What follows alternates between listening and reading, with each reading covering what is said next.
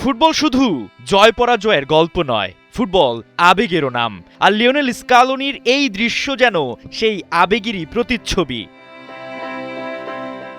যে স্কালোনিকে আমরা চিনি শান্ত, সংযত আর ঠান্ডা মাথার একজন কোচ হিসাবে, বড় জয়ের রাতেও যিনি খুব কমই আবেগ দেখান প্রকাশ্যে, সেই মানুষটি আলজেরিয়ার বিপক্ষে ম্যাচে নিজেকে আর ধরে রাখতে পারলেন না।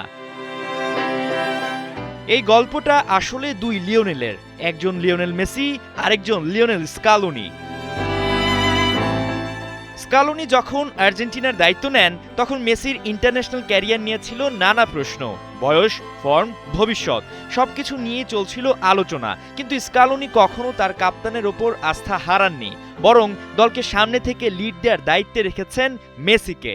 লিওন নেতৃত্বে গড়ে তুলেছেন একটি নতুন আর্জেন্টিনা, আর সেই বিশ্বাসের প্রতিদান দিয়ে যাচ্ছেন মেসিও।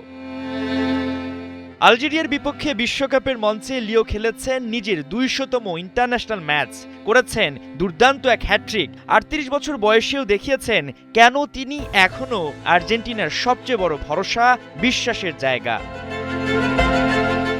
ম্যাচের ৭৮তম মিনিটে যখন মেসিকে তুলে নেওয়া হয়, তখন পুরো স্টেডিয়াম দাঁড়িয়ে তাকে অভিবাদন জানায়। গ্যালারি জুড়ে করতালি, সম্মান আর ভালোবাসার এক বিরল দৃশ্য।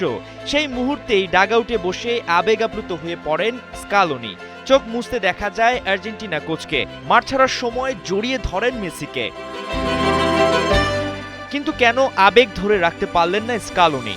ম্যাচ শেষে এই মাস্টার মাইন্ডের আবেগ জড়ানো কণ্ঠই বলে দেয় মেসিকে তিনি কতটা ভালোবাসেন। তার পেছনের কারণটা ঠিক এমন যে ফুটবলারকে নিয়ে তিনি বাজি ধরেছেন, যার নাকি বিশ্বকাপে খেলার কথা নয়, ফিটনেস অচল। সেই মেসি যখন ৩৮ বছর বয়সে যুদ্ধ করেন নিজের সঙ্গে, সমালোচকদের সঙ্গে, গড়েন রেকর্ড, বন্ধ করে দেন সমালোচকদের মুখ, তখন তো জিতে যান বস স্কালোনি।